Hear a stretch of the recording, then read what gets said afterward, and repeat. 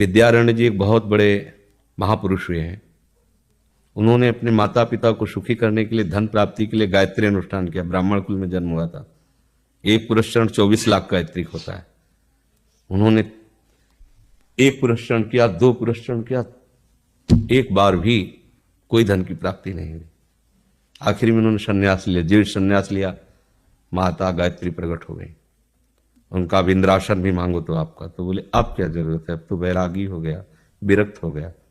माता पिता भी पधार गए, उनकी सेवा के लिए अर्थ चाहना।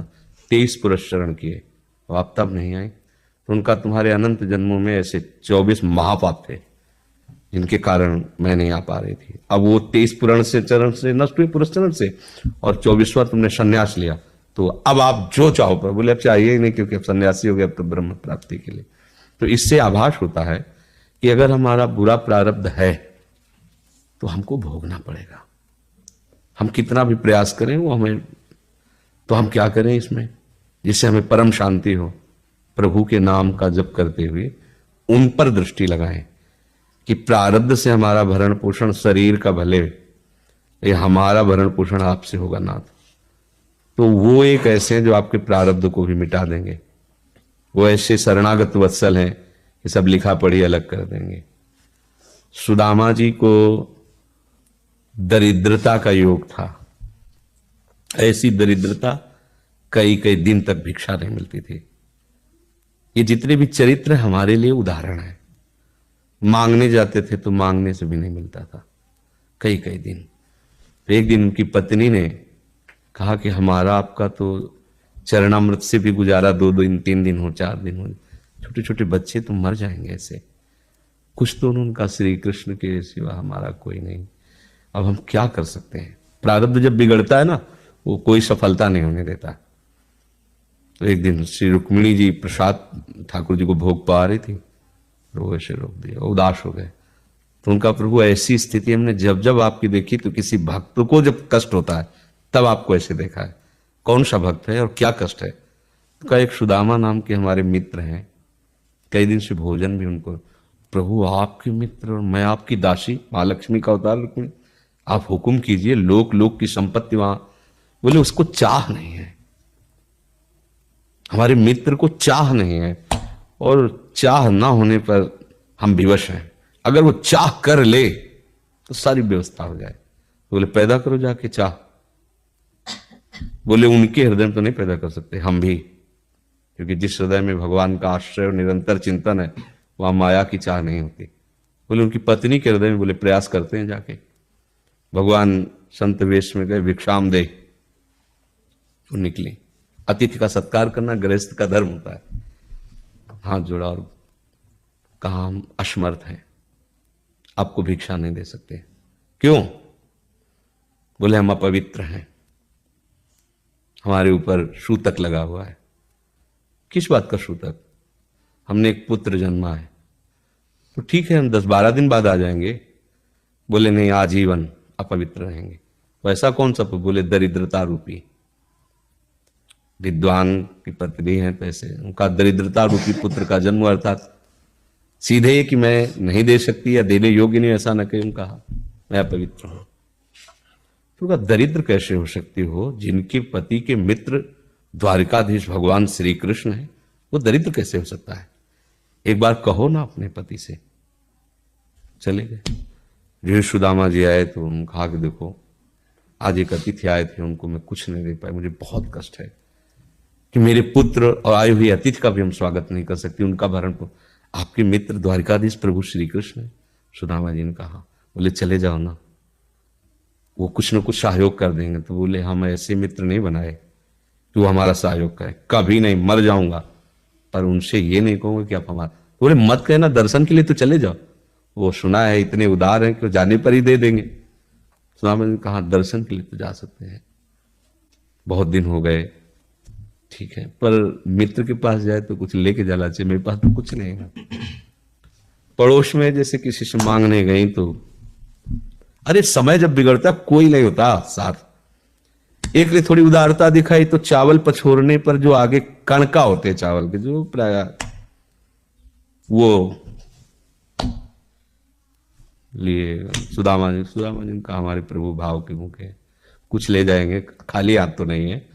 पोट्री में सारांश में बता रहे हैं, द्वारपालों ने देखा कि हड्डी हड्डी शरीर में कई जगह से फटे वस्त्र, बेवाई फटी हुई, तो दिखाई दे रहा था दरिद्रता की मूर्ति है। तो उनका किससे मिलना है तुमको? तो उनका श्री कृष्ण से। बोले संभाल के बोलो, क्योंकि पार्षद है, अनंत कोट ब्रह्मांडों के नायक प्रभु क्या ऐसे बोलते कोई श्री कृष्ण को ऐसे गली आए? उनका जाके तो तुम बोलो ना, श्री कृष्ण से जाके कह दो कि एक सुदामा नाम के ब्राह्मण आए हुए। पार्षद प्रभु बड़ा अजीब आदमी है, आपका नाम बिना किसी सभ्यता के ले रहा है। वो कह रहा श्री कृष्ण से कह सुदामा, कूद पड़े, भगवान दौड़े। वो पार्षद, वो सब की ब्रह्मा जी शंकर जी आते हैं तो वहां खड़े रहते हैं घंटों, भगवान ऐसे भागे जाके। सुदामा जी को पता था ना, हमारे रुक्मिणी जी के महल में रुक्मिणी जी के पलंग पर बैठाते हैं, स्वयं चरण पखारते हैं सब। अब ये वैभव, क्या हालचाल है, कैसे हो? तो आप सब जानते हो, आपकी बड़ी कृपा है। तो ब्याह हो गया, हाँ ब्याह भी हो गए, बच्चे भी हो गए। हमारे पास आए हो तो कुछ तो लाए ही हो गए। अब वो सड़े से कपड़े में चावल, कैसे बड़ी बड़ी वो वैभव, महारानियां सब भगवान का।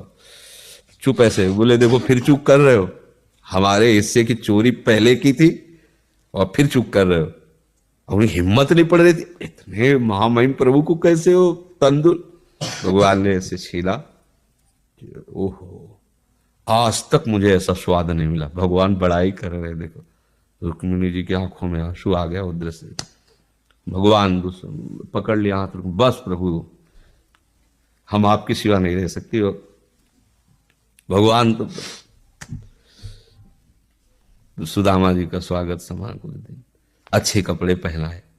जब चलने लगे ना, भगवान की तरफ वो देखते, मतलब कामना नहीं पर कि देखा पत्नी कह रही थी जाओगे कुछ लोग कुछ, चले प्रभु, हाँ ठीक,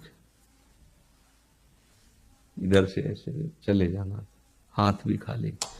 प्रभु ने कहा देखो ये कपड़े जो है ना महंगे हैं, रास्ते में तुम्हें चोर बदमाश, तुम अपनी पोशाक पहने इनको उतार दो। बोले बड़ी कृपा, कपड़े भी उतार लिए और रास्ते में सोचे देखो निगेटिवली सोच रहे, मेरे श्री कृष्ण मुझे कितना प्यार करते हैं। उन्होंने इसीलिए नहीं दिया कि ये दरिद्र कहीं संपत्ति पाकर मतवाला होकर मुझे भूल न जाए, मुझे कितना प्यार करते हैं। प्रभु के प्यार में मगन होकर सुदामा पूरी खड़ी जैसे द्वारिका। तो उनको भ्रम हुआ कि मुझे लगता है चलते चलते मैं पुनः द्वारिका आ गया। तो वहां पूछ रहे हैं कि ये किसका है।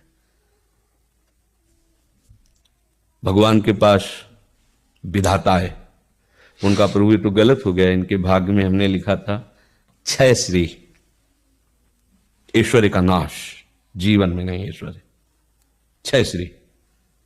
भगवान ने उसका उल्टा कर दिया यक्ष श्री।